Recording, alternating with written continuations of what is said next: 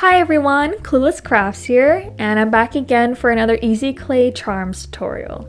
If you missed the first one, I linked it in the description for you to watch later. But let's get started. Our first charm is going to be a lollipop.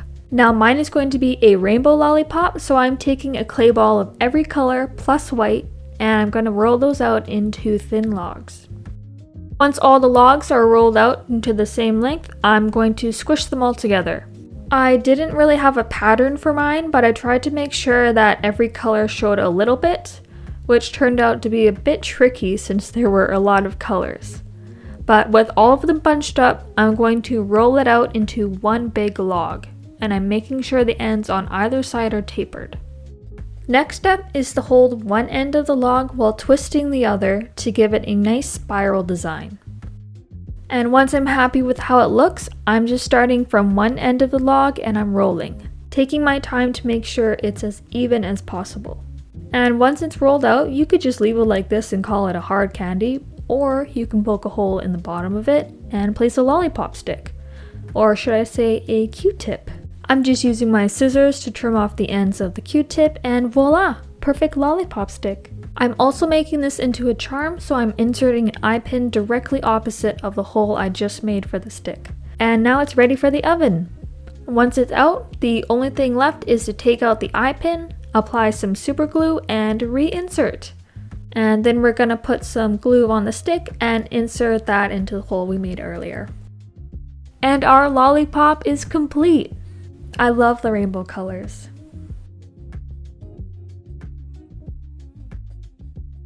Next charm on the list is going to be an apple, which was actually a suggestion from Crew L, so thank you so much for that awesome idea. For this charm, we only need a ball of red clay, brown clay, and green clay. I'm starting out with a ball of red clay and I'm holding it between my thumb and index finger. Then with my other hand, I'm using my two fingers and pinching and twisting the bottom half of the clay. And once I have more of a shape carved out, I'm rolling it between my fingers to soften everything up. Now with a toothpick, I'm poking a hole in the center of the bottom of the apple. And this will be my guide that I use to create some indents. So push down into the clay 4 times to make an X, then make another 4 lines between the lines we just made. Moving on to the top of the apple, we start off with more of the same. I'm poking a toothpick down in the middle, but this time we're going to twirl the toothpick around in circles, slowly angling the toothpick out to blend the crease and push down occasionally to make some indents. And then I'm doing some more finger blending to smooth everything out. And now for the stem. Taking the brown ball and rolling it between your fingers into a small log, you can drop that right into the hole we made with the toothpick earlier and we can push it down to secure it.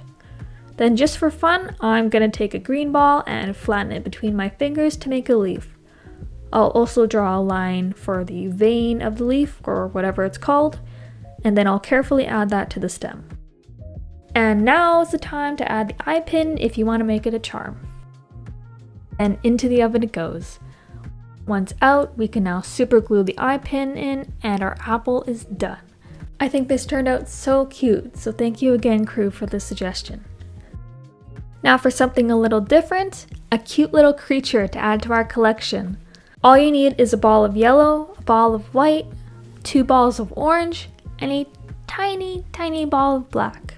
First thing I'm doing is cutting off a piece of the yellow ball so that it can sit flat. Also rolling it a bit between my fingers to round out the bottom more. Now taking a rounded sculpting tool or the end of a paintbrush, make an indent in the clay where you want the eye to go. Then it's just a matter of placing the white clay in its spot and adding a pupil to finish it off.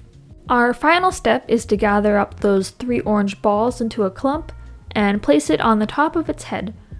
And quick tip, I poke the clay with the needle before inserting the eye pin so it doesn't make too much of an indent when I place the eye pin in.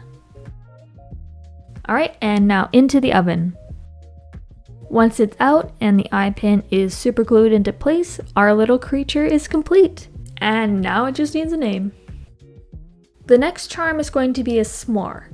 All that's needed is a ball of light brown, a ball of white, and a ball of dark brown. With the light brown, I'm rolling it out flat, being careful not to roll it too thin, then cutting off the edges into a rectangle. Then cutting that in half for our 2 graham crackers. To make them look more like crackers, I'm going to add some texture with a toothbrush, preferably one you aren't using for anything else. Then I'm going to use a toothpick and I'm poking holes in a grid pattern on both crackers. Now they are looking better and we can move on to the chocolate. With our dark brown clay, flatten it out and cut it into a square. Now we're going to try and mimic the chocolate squares by indenting the edges and using my sculpting tool to push in the sides and give it a little bit more chocolate bar shape. Now don't focus too much on this since it will be mostly covered. And the last thing our s'more needs is a marshmallow. Now this step really isn't necessary, but I thought I'd leave it in. But anyway, it's assembly time. First, let's pick up one of those graham crackers and flip it over.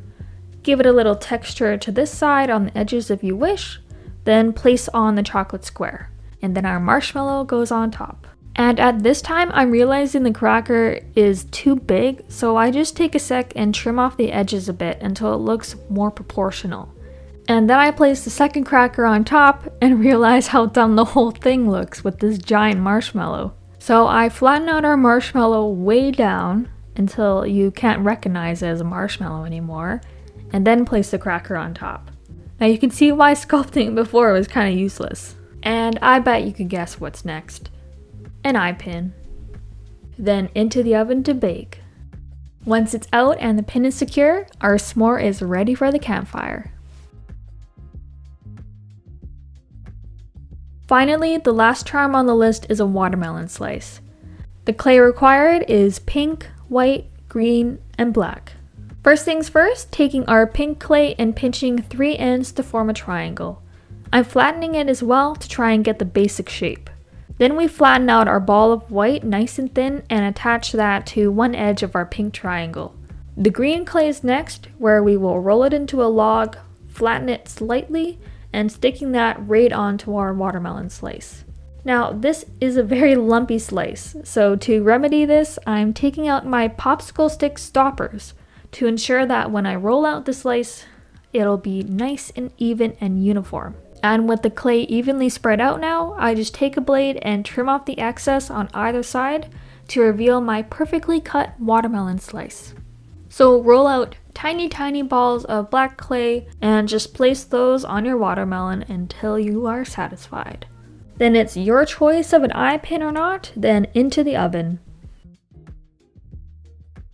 And you know the drill. Out of the oven, take out the pin, glue pin, reinsert pin, and you're done. Alright, that's all I have for you guys today. Hopefully you enjoyed. If you did, be sure to leave a like or comment below. Other than that, hope you guys have a great rest of your day, and I'll see you all next time. Bye!